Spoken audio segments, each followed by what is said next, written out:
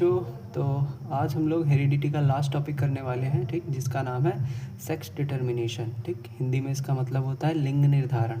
ठीक, तो हम लोग कैसे बता पाएंगे कि जो अपकमिंग जनरेशन है, यानी जो ऑफस्प्रिंग होगा वो मेल होगा या फिर फीमेल होगा। ठीक है, तो इसका डिटर्मिनेशन क्या कहलाता है? ठीक, इसका निर्धारण ही सेक्स डिटर्मिनेशन कहलाता है। ठीक, तो चलिए हम लोग डिफिनीशन देखेंगे इसकी।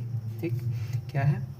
Sex determination is the biological process by which the sex of an offspring male और female is decided at the time of fertilisation. ठीक, आपको दिख रहा होगा यहाँ पे at the time of fertilisation. ठीक, यानी फर्टिलाइजेशन के टाइम पर, ठीक, जो बच्चा होगा, ठीक, जो ऑफस्प्रिंग होगा, अपकमिंग जनरेशन होगी, वो मेल होगा या फिर फीमेल होगा। ठीक, इसका डिटर्मिनेशन ही क्या कहलाता है? Sex determination. ठीक, और ये किस टाइम पे पता चलता है हमको?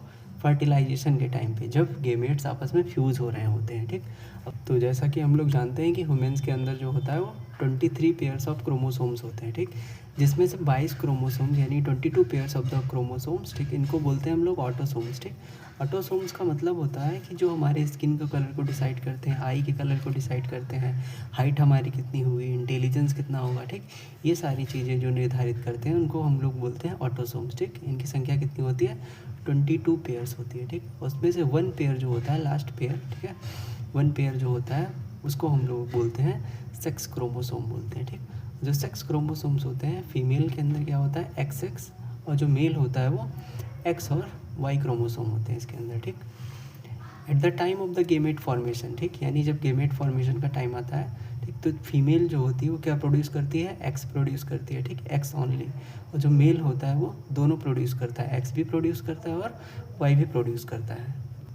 नाउ हम लोग देखेंगे कि जो फ्यूज़न होता है, ठीक, फ्यूज़न ऑफ गेमेट्स। ठीक, अब जब X वाला X वाले से मिलेगा, ठीक, तो फ्यूज़ होके बन जाएगा XX। ठीक, अगर X क्रोमोसोम से मिला है तो इसका मतलब क्या होगा? जो ऑफस्प्रिंग होगा यानी जो अपकमिंग चाइल्ड होगा वो क्या होगी? गर्ल होगी। ठीक, और जब X वाला Y से फ्यूज़ होगा, ठीक, तो इसके रिजल्ट में XY फॉर्म होगा। ठीक, अगर X Y से मिल जाएगा तो इसका मतलब क्या होगा?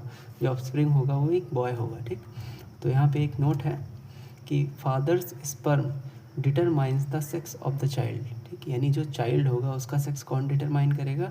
जो फादर का स्पर्म होगा। ठीक, वो X प्रोड्यूस करेगा तो उसका रिजल्ट गर्ल होगा, अगर वो Y प्रोड्यूस करेगा तो उसका रिजल्ट क्या होगा? बॉय होगा। ठीक, यानी इसके लिए सिर्फ और सिर्फ कौन रिस्पॉन्सिबल है? तो फादर का स्पर्म जो है वो रिस्पॉन्सिबल है। ठीक है, नॉट मदर। ठीक है, मदर इसके अंदर कोई भी रिस्पॉन्सिबिलिटी नहीं होगी। ठीक है, सारी रिस्पॉन्सिबिलिटी किसकी है? फादर की होगी। तो आई होप आपको ये क्लियर होगा। ठीक, मिलते हैं नेक्स्ट वीडियो में, तब तक के लिए बाय बाय।